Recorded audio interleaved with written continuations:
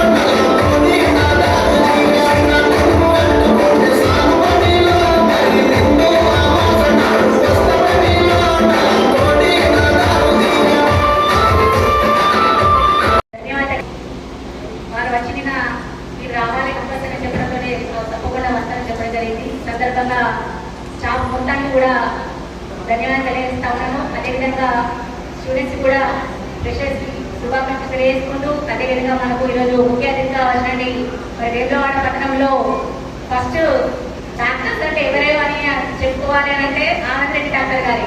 నిజంగా డాక్టర్లు ఎవరు రాకముందు మన ఆనందరెడ్డి డాక్టర్గా ప్రతి ఒక్కరు కూడా పరిచయం. చాలా గొప్పగా ఈ సబ్జెక్ట్ గురించి చాలా గొప్పగా కూడా వివరించారు.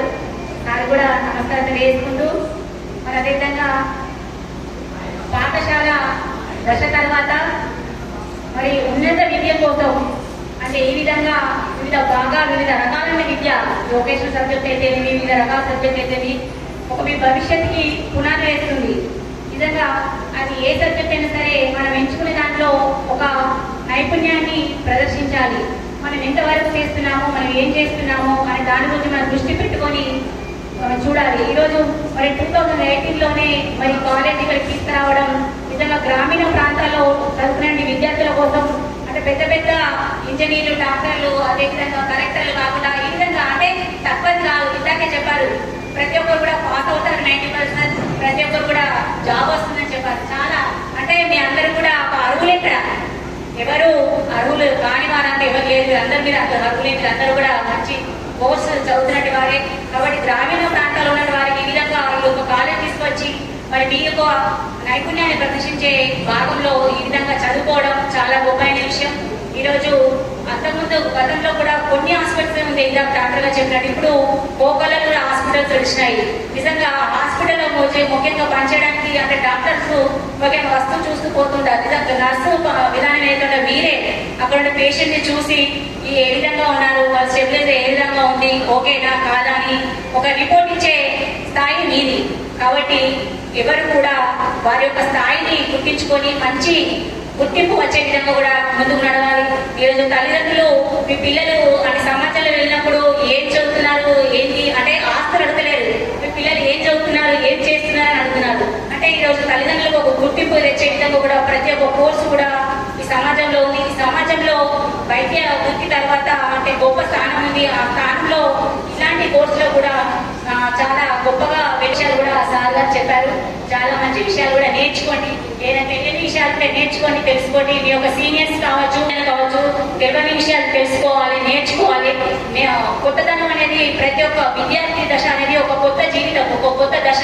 ఈ రోజు గడిచిందంటే రేపేం నేర్చుకోవాలి, రేపేం చేయాలి అనే ఒక ఆలోచన మీలో మదిలో మెదలాలి. కాబట్టి ప్రతి ఒక్కరు కూడా ఒకటి స్ఫూర్తిగా తీసుకోవాలి, గొప్ప గొప్ప వాళ్ళని స్ఫూర్తిగా తీసుకొని ముందుకు నడవాల్సిన సందర్భంగా తెలియజేసుకుంటూ ఈ మంచి అవకాశాన్ని గొప్ప అవకాశం నాకు కల్పించినటువంటి కాలేజ్ యాజమాన్యానికి ధన్యవాదాలు తెలియజేస్తున్నాను.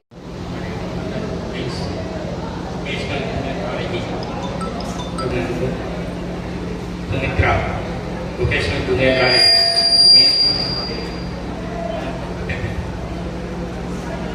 అదేవిధంగా దీంట్లో ఉన్నటువంటి పారామెడిక్స్ నా యొక్క శుభాకాంక్షలు. భావం ఉండేది ఒక 30 ఏళ్ళ క్రితం.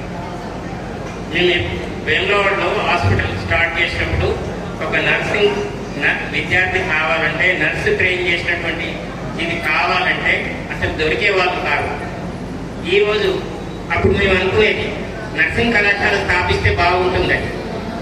కానీ దాంట్లో ఉన్న కష్టాలన్నీ తెలిసి మేము పక్కకు జరిగినాము. మీ యొక్క అదృష్టం ఏంటంటే ఈ సుమిత్ర ఈ వొకేషనల్ జూనియర్ కాలేజ్ వాళ్ళు మీకు ఆ ఆపర్చునిటీ ఇచ్చినందుకు మీరు ఫస్ట్ సంతోషించాలి. ఎందుకంటే నర్సింగ్ విద్య వైద్య శాస్త్రంలో డాక్టర్ తర్వాత డాక్టర్ అయినప్పటికీ డాక్టర్ అంత విలువ కలిగినటువంటి ఈ పారామెడిక్స్ కోర్సు. ఎందుకంటే సొసైటీలో యాక్చువల్గా నర్సింగ్ గురించి తెలియక విద్యార్థులకు కూడా అవగాహన లేక ఈ యొక్క కోర్సును నెగ్లిజెన్స్ చేయడం జరిగింది. కానీ గత కొన్ని సంవత్సరాల నుండి ప్రతి విద్యార్థి